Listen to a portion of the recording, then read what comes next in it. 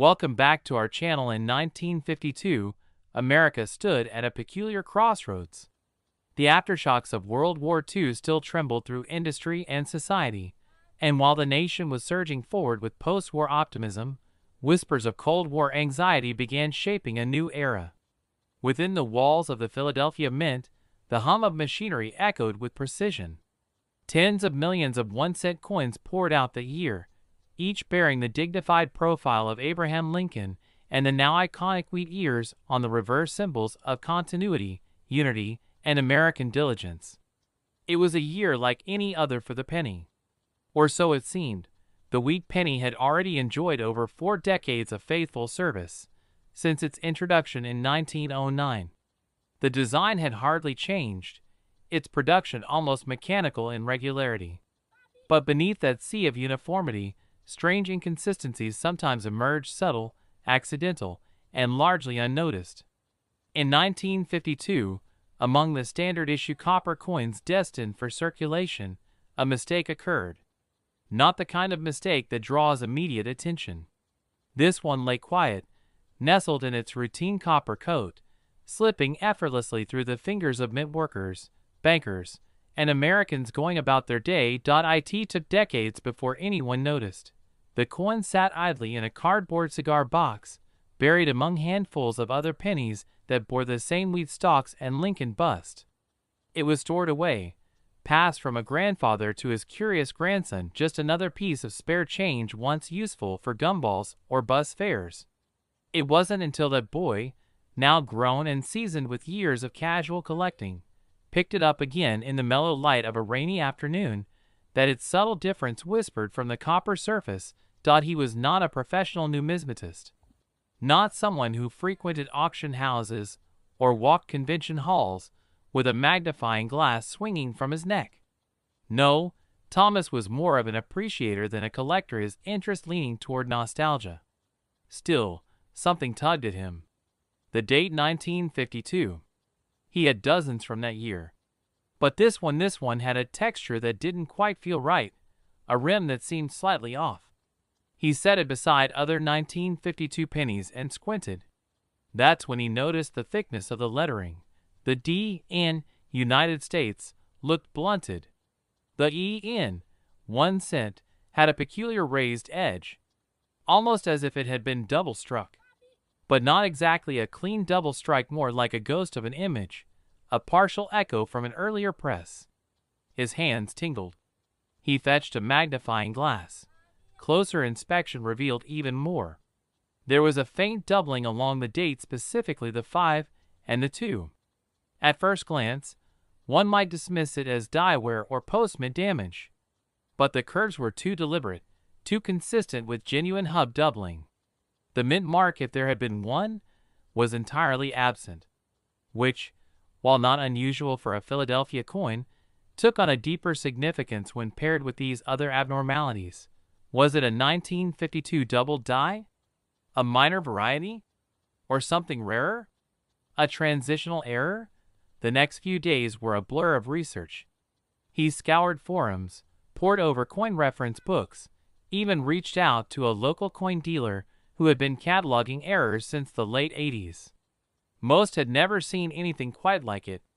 The doubling wasn't dramatic enough to be one of the well-known errors, like the 1955 double die that famously commands high prices. And yet, it wasn't a mere curiosity either. Then came the surprise. A retired mint employee, now in his 80s, had once made mention offhandedly in a collector's newsletter from the early 2000s about a brief misalignment of a die hub during late 1951 into early 1952. It had been caught quickly, and only a handful of impressions were ever struck before the die was corrected. The implication? That only a tiny number of coins made it into circulation with this flawed die pairing. Some sources speculated no more than a couple dozen. Could this be one of them? Thomas sent the penny off for grading, heart thudding each time the mail creaked into the box. Weeks passed. Then the envelope came. It was slabbed, authenticated, and labeled 1952 1C double die obverse unlisted variety high AU details. But there was more. The grader's notes, included something curious: evidence of an experimental reverse hub. That phrase made Thomas sit down. He hadn't even looked closely at the wheat stalks. But now, under scrutiny, they revealed their secret. On the right side, one of the wheat ears extended just slightly farther than on standard issues. A peculiar bulge near the bottom edge seemed to interrupt the clean lines. Experts later confirmed that it wasn't damage. It was part of a reverse hub alteration, one that had never been officially approved for full minting. The reverse match test patterns used in early 1952 to explore resculpting options for the upcoming memorial set design, which would debut years later, in 1959. Somehow, this test reverse was paired with a doubled obverse die and struck in error. What had been discovered wasn't just a double die penny. It was a hybrid, a coin that shouldn't exist. Word of the discovery spread quietly through niche collecting circles. A few tried to dismiss it, perhaps a die clash, perhaps overpolishing. But the telltale signs didn't go away. And then, in a sealed auction, another surfaced. This second coin bore near-identical anomalies and fetched $14,000 in a private collector's deal. That number, though astonishing for a 1-cent piece, was only the beginning. Over the next few years, the lore grew.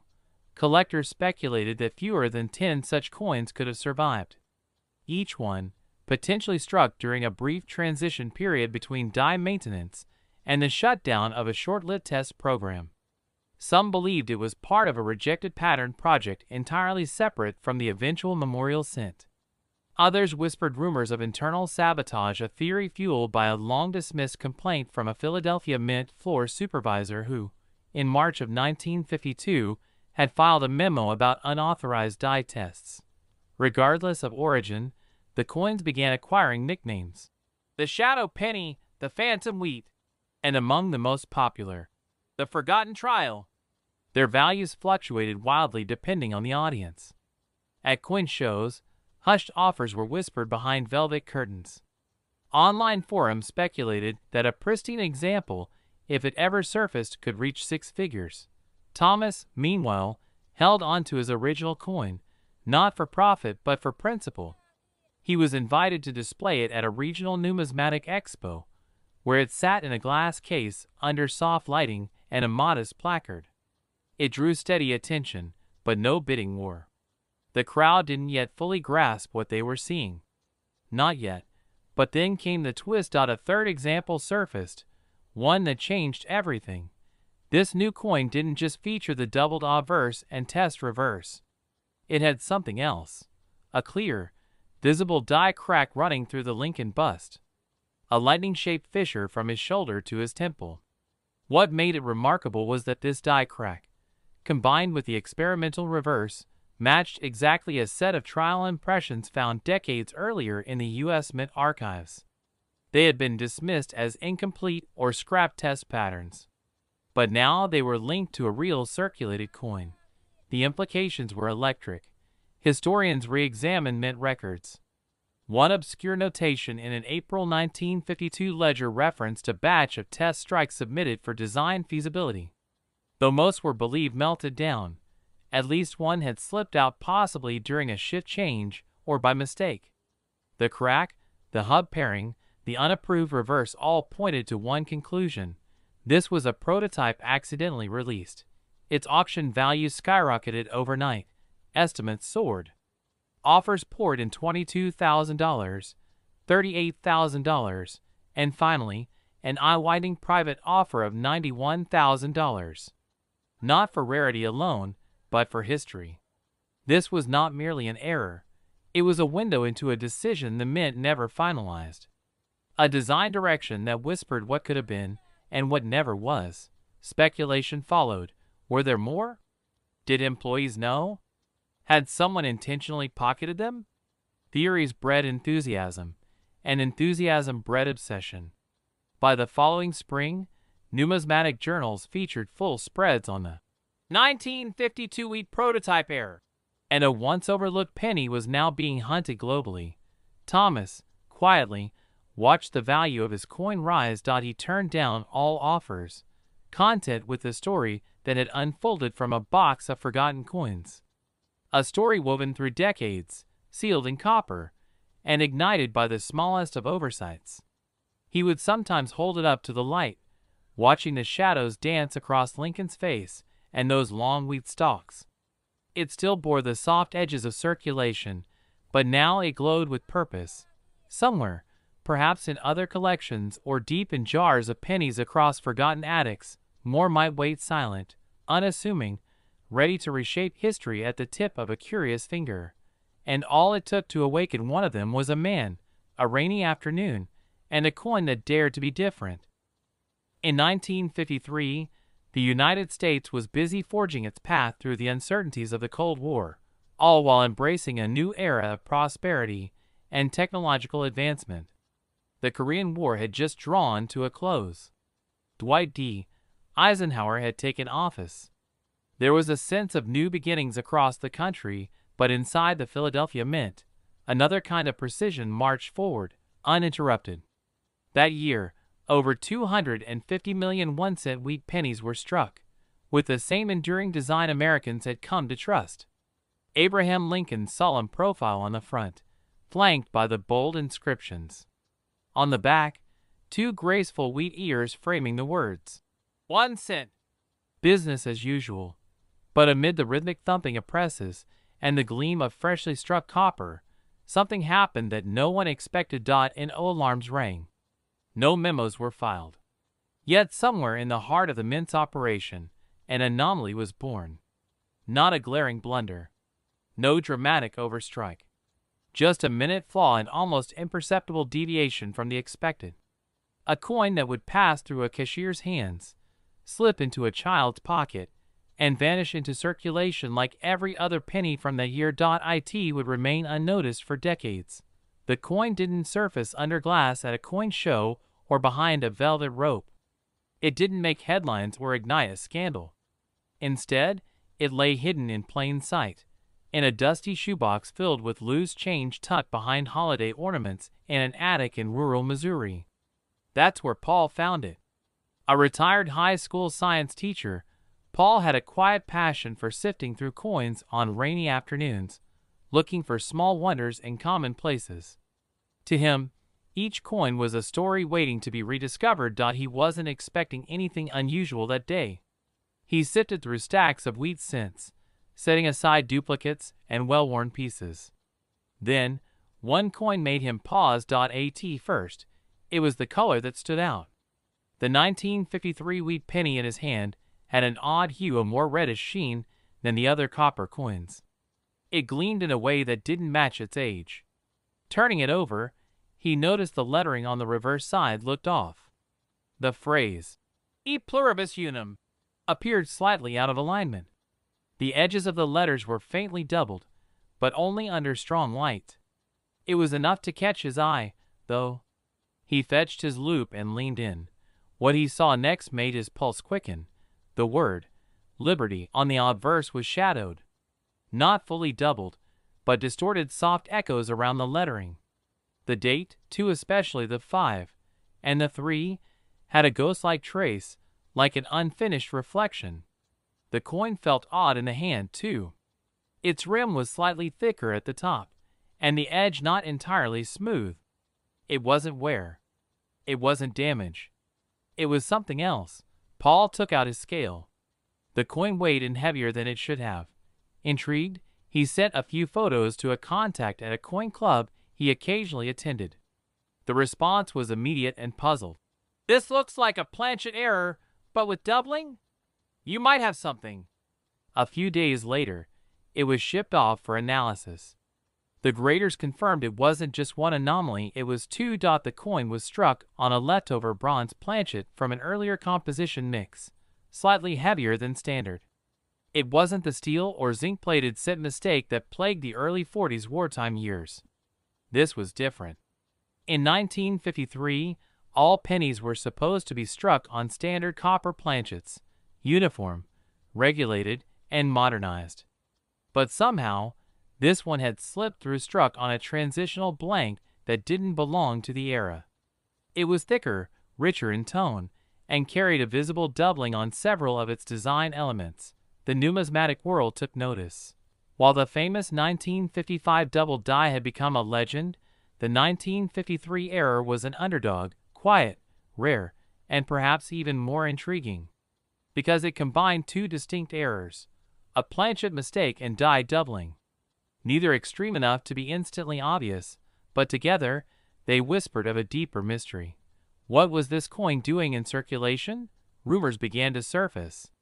Some speculated that leftover blanks from earlier years had been mistakenly mixed into mint batches. Others believed that a misalignment in the hubbing process had gone unnoticed for only a short time. One retired mint technician mentioned, in a long-forgotten interview, a hiccup in planchet inventory around late 1952 that may have carried over briefly into 1953 production. But records were sparse, and no definitive account could explain it. That only added to the mystery. Paul kept quiet. He didn't flaunt the coin or rush to auction it off. He kept it close, protected, and only spoke of it sparingly to trusted contacts and longtime collectors. The story intrigued more and more people with each retelling. The coin became the subject of articles and coin-collecting newsletters, discussed in hushed tones on internet forums, and passed around at shows in sealed cases with nervous hands. A second one appeared 2 years later, discovered in Colorado by a teenager who had inherited his grandfather's collection. This one had less visible doubling but still carried the unusual weight and coloration. It sold quietly through a dealer for $9,600. The existence of a second piece confirmed what collectors had begun to suspect. This wasn't a one-off fluke. It was a legitimate error, possibly a transitional planchet leftover that got struck with partially misaligned dies. A perfect storm of minting mishaps converging into one quiet coin. Collectors now combed through bags of 1953 wheat cents, hoping to catch a glimpse of that unusual luster or thick rim. What made the coin even more captivating was its subtlety. It didn't scream for attention. It demanded observation. To the untrained eye, it was just another old penny. But to those who looked closely, it revealed secrets etched into its copper surface, secrets from an era when minting still involved a delicate dance of man and machine. By 2023, the coin had become something of a legend in collector circles, especially among error enthusiasts. Paul finally agreed to showcase it at a major numismatic expo, where experts reviewed it again. New imaging techniques revealed faint die polish lines consistent with short-run experimental maintenance on a batch of dies used only for a few weeks in early 1953. That discovery further confirmed the theory that it was part of a forgotten trial sequence, either planned or accidental but undeniably rare. Then, finally, came the moment that stunned even Paul. A private collector from the East Coast, known for his obsession with mid-century errors, offered $72,000 for the coin. Paul turned him down. It wasn't about the money, he explained. This coin had been overlooked, nearly discarded, and only rediscovered through curiosity and patience. It symbolized something more than its copper value. It was a conversation across decades, a message left by a machine's hiccup and a man's careful eye. A mistake that had somehow become a treasure. But the offers didn't stop. 3 months later, an international buyer and investor specializing in historical rarities approached Paul through a third party. His offer was clear, concise, and final: $97,000. Paul hesitated. Then he accepted. The 1953 1-cent wheat penny error, once lost among hundreds of millions, had become a crowned artifact. Not because of its flash, but because of its story. A subtle slip in a rigid system, patiently waiting to be noticed. And now, its copper face belonged to a collector who understood its worth not just in dollars, but in mystery. The coin had traveled far from a minting accident in 1953 to a dusty box in Missouri, to a spotlight under the eyes of experts, and finally, into the vault of a collector who paid $97,000 for a mistake the world had nearly missed. In the quiet churn of 1957 America, where the hum of post-war optimism blended with the mechanical clatter of industrial progress. A humble copper penny passed through the presses at the U.S. Mint. It was one among millions, indistinguishable in its purpose, a vessel of commerce, a token of exchange, a whisper of Lincoln's enduring legacy on its obverse, flanked by wheat stalks on its reverse. That familiar design, etched with continuity since 1909, carried the confidence of a nation growing stronger in its ambitions. But within that year's mintage pressed in both Philadelphia and Denver a mistake occurred. Not the kind that halted machines or raised alarms, but the sort that slipped silently past, unnoticed in the rhythmic beat of minting precision, and yet it lingered unknown, undisturbed for years. It was in the heart of rural Nebraska, decades later, that a retired schoolteacher named Harold Benwick thumbed through his late father's coin collection. Dusty cardboard folders, loose rolls, and time-worn tobacco tins revealed a passion he had never fully appreciated in his youth. In one worn roll labeled 1950s Lincolns, he began the patient, methodical ritual of examination.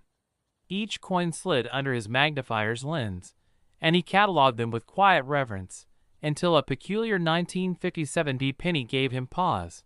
The coin appeared ordinary at first glance. The bold D below the date spoke of its Denver origin. Lincoln's profile bore the usual software, and the wheat ears were intact. But something nagged at Harold's trained eye. He shifted in his chair, adjusted the lamp, and magnified the coin further. There, faint yet undeniable, was an additional D, slightly shadowed beneath the first. Not etched deliberately, not a counterfeiter's hand, but a ghostly impression beside the bold mint mark. It was a double die, though not in the traditional sense. The doubling wasn't on the date or letters, but hidden within the mint mark itself. A subtle slip, camouflaged in copper. Harold's breath caught. His fingers trembled slightly as he pulled reference books from the shelf. No mention. Not in the usual guides. Not in the error coin catalogs he trusted. His heart raced not from certainty, but from the mystery. Could it be unique? Had he discovered something missed for decades? The weight of the moment hung in the air, as heavy as the coin in his palm. He reached out to a small collectors' forum online, one of those corners of the internet where numismatists gather not for profit, but for passion.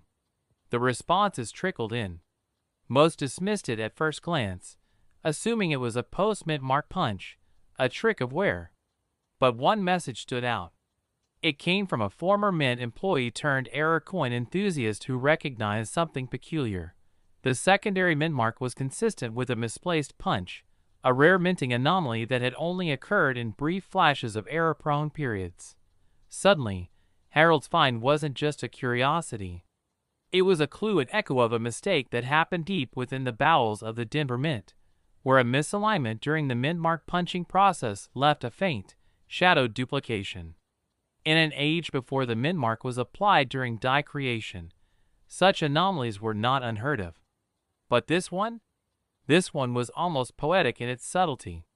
A quiet ghost on the face of an honest coin. Whispers began to spread in collector circles. Photos circulated. Experts debated. Was it a mechanical doubling? A repunched mint mark? The line between classification and mystery blurred, fueling the fire of intrigue. And while debate simmered, the market began to stir. The first known example of this 1957 D anomaly sold in a private sale for just under $200, not a fortune, but enough to signal collectors that something had shifted. Then a second appeared, this one in Michigan, discovered by a teenage collector named Lily Pearson while combing through her grandfather's savings jar. She had read about Harold's find online and remembered the fuzzy photo. When she held her coin to the light and saw that soft echo beneath the D, she knew she'd stumbled onto something. It was Lily's find that lit the spark. Error coin specialists began re-examining their 1957 DS. Coin roll hunters launched new searches. And like a melody returning in the background of a symphony, more examples surfaced. Not many, only a dozen confirmed within the first year, but enough to elevate the anomaly into a category of its own. Not a common doubling, not a mass defect. It was rare, specific, and beautiful in its quiet defiance of minting perfection. As interest surged, so did values. Coin shows began to list the 1957 DRPM, repunched mintmark, error among their highlighted rarities. Grading companies, cautious at first, began acknowledging the variety in their labels. Early examples, especially those in uncirculated condition, soared past the $500 mark. One MS-65 red example, nearly flawless, fetched $1,400 at auction, a stunning figure for a coin with a face value of 1 cent and an outward appearance nearly indistinguishable from the masses. But just as the market began to settle, a letter surfaced. It was found in an estate sale in Pueblo, Colorado, an old, yellowed envelope tucked inside a ledger belonging to a former Denver Mint inspector. The letter detailed a brief mechanical failure during the 1957 mintmark application process, specifically a loosening of the punch fixture that caused several dies to receive incomplete or misaligned secondary punches before calibration was corrected. The inspector had documented the issue, noting that several working dies had already been used for short runs before being pulled. The revelation was electrifying. It wasn't just speculation anymore. There was now documentation, a historical paper trail confirming that the mint had, in fact, identified the issue at the time. But the coins had already entered circulation. The anomaly wasn't accidental. It was an officially acknowledged flaw, hushed internally, never made public until now. It changed everything. What was once seen as a marginal curiosity had become a deliberate chapter in minting history. Collectors rushed to reclassify. Auction houses updated their descriptions. Prices climbed again. The most pristine examples, with clearly visible doubling on the mint mark, became highly sought after. Within a year of the letter's discovery, one coin, a flawless, full red MS-67 example, sold for a jaw-dropping $9,500. And still, whispers continued, because something else had emerged. Among the coins discovered, one stood out, owned by a collector in Oregon who had unknowingly kept it in a safe deposit box for over 30 years. This coin bore not only the repunched D, but also faint doubling on the date, a hybrid error previously undocumented. Experts were stunned. Could it be that one of the defective dies had also suffered from a misalignment in the hubbing process? The coin was authenticated, slabbed, and declared a transitional anomaly, a phrase rarely seen in numismatics. Its value? Uncertain. Speculation ran wild. Some estimated it could reach 6 figures in the right auction. Others believed it was simply too rare, too obscure to command such numbers. But the truth didn't lie in the price. It lay in the thrill, in the sense of wonder that a single copper coin, forgotten for decades in a shoebox or cigar tin, could become the centerpiece of debate, discovery, and desire.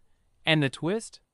That same Oregon collector John Callahan had another roll of 1957 DS stored beside it. Unopened.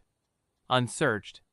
A time capsule of potential waiting to be examined. As of now, those coins remain sealed. The community watches. Rumors fly. Will more anomalies emerge? Could there be variations within the error itself? A tripled mint mark? An inverted punch? Each possibility adds another layer to the legend. What began as a quiet error, invisible to the eyes of the masses, has evolved into a mystery that bridges decades, generations, and disciplines. The 1957 Wheat Penny error is more than a collector's find. It's a testament to the beauty of imperfection, the allure of the unknown, and the power of a mistake to outshine the very standard it was meant to uphold. It lingers in the back pockets of history, a sliver of copper forged in routine but preserved by accident, only to rise in time as an icon of rarity. Not all errors shout. Some whisper, and their stories, once heard, never fade.